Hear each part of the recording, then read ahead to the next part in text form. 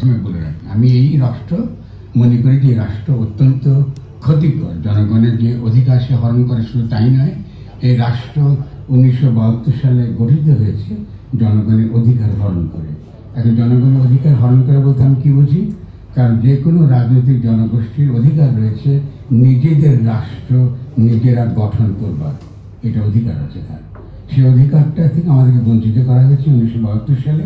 কারণ যারা পাকিস্তানের সংবিধান প্রণয়নের জন্য যারা ভোট দিয়েছিলেন, ভোট পেয়েছিলেন, তারাই এসে আমাদের এই বাংলাদেশের সংবিধান তারা লিখেছে, ঠিক আছে? ফলে আমরা কিন্তু ওই যে আদিপাপ যেটা ঘটেছে তারই কিন্তু কাফারা, তারই কিন্তু ক্ষতি আমরা দিয়ে যাচ্ছি দিনের পর দিন।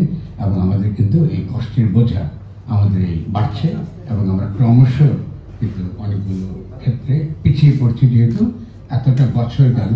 তারপরে রাষ্ট্র ব্যাপারটা যে গুরুত্বপূর্ণ বিষয়, রাষ্ট্র যে গঠন করতে হয় এবং রাজনৈতিক জনগোষ্ঠীকে যে তারা যেভাবে রাষ্ট্রটা চায় তেমনি করে রাষ্ট্রটা গঠন করা তাদের জন্য, এটা আন্তর্জাতিকভাবে বলি কিংবা যে কোনো রাজনৈতিক দর্শন দিক থেকে বলি, এই গঠন করার অধিকার, এটা আমরা ক্রমাগত অস্বীকার করে যাচ্ছি।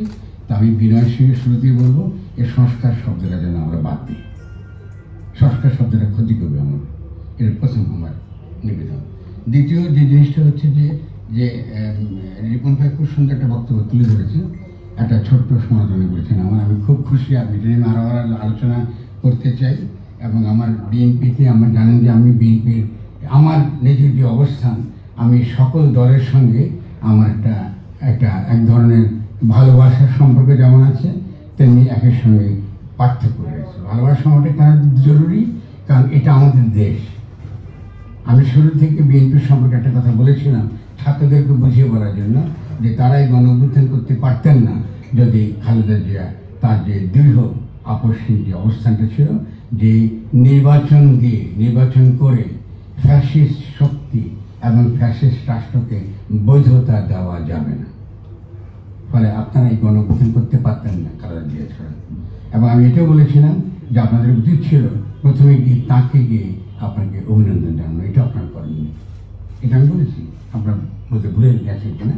তারপরে বিএনপিকে সমালোচনা করার অসুবিধা নেই, কিন্তু আপনার যার যেটা ঐতিহাসিকভাবে যা প্রাপ্য, এটা আপনাকে দিতে হবে। এটা ছাড়া কিন্তু আমরা আগামী দিনে কোনো রাষ্ট্রই আমরা গঠন করতে পারি। এটাও একইভাবে সত্য শেখ মুজিব সম্পর্কে, তারও একটা অবদান রয়েছে। শেখ মুজিব ফ্যাসিস্ট মুজিব আর শেখ মুজিব ঐতিহাসিক মুজিবের মধ্যে পার্থক্য আছে, এটা আমাদেরকে করতে হবে। একই আপনাদেরকে মূল্য পরিশোধ করতে হবে শের বাংলা ফজল হককে। বঙ্গবন্ধু যদি কাউকে ডাকতে চান তাহলে আপনার শের বাংলা ফজল হককে ডাকবেন, তিনি সত্যিকার অর্থে বঙ্গের প্রধানমন্ত্রী ছিলেন যদিওবার। তা ছাত্রদেরকে ওরা শিখতে হবে। ছাত্ররা শুধু বয়স কম বলে যে মনে করেন আমাদের আগের জেনারেশন কম জানি বা কম বুঝি তাদের চেয়ে, এটা কিন্তু দুঃখজনক হবে। এবং যেহেতু এই গণ-অভ্যুত্থান যখন গড়ে উঠেছে এবং গড়ে ওঠার সময় থেকে আমরা সমর্থন করেছি, কিন্তু অনেকগুলো চিন্তার অস্পষ্টতার জন্য তরুণদের অস্পষ্টতা, অপরিচ্ছন্নতা, সেই চিন্তাগুলোকে পরিচ্ছন্ন করবার ক্ষেত্রে তাদের কোনো আগ্রহ আমরা কম দেখেছি। তারই কিন্তু পরিণতি, যেটা রিপন ভাই বলেছেন যে এখনকার যে একটা কি বলবো আমরা একটা সরকার, এটা কি বৈধ না এটা অবৈধ, সে কী করে দিকে বৈধ করবে তার তো কোনো উপায় নেই। যদি আপনি এখন একটা অধ্যাদেশ, রিপন ভাই একটু পাশে বলছেন, আমাকে খুব গুরুত্বপূর্ণ, আপনাদের জানা দরকার যে এখন যদি একটা অধ্যাদেশ, মানে বর্তমান যে সংবিধান তার অধীনে আপনি একটা অধ্যাদেশ দিয়ে যদি আপনি তাকে বৈধ করেন, তাহলে কি হলো? আপনি যে আসেন কি করে? অধ্যাদেশ তো শুরুতে করার কথা ছিল। যদি তাই করতে চান তা আপনি কিভাবে আছেন? এই যে জগা খিচুড়ি ব্যাপারটা, এটা দেখেন, এই যে এটা কিন্তু কি আপনি এদিকে দোষারোপ করবেন? আপনি কি এদিকে দোষারোপ করবেন? না, আমি আপনাদেরকে দোষারোপ করবো যারা শিক্ষা নিয়ে কথা বলছেন।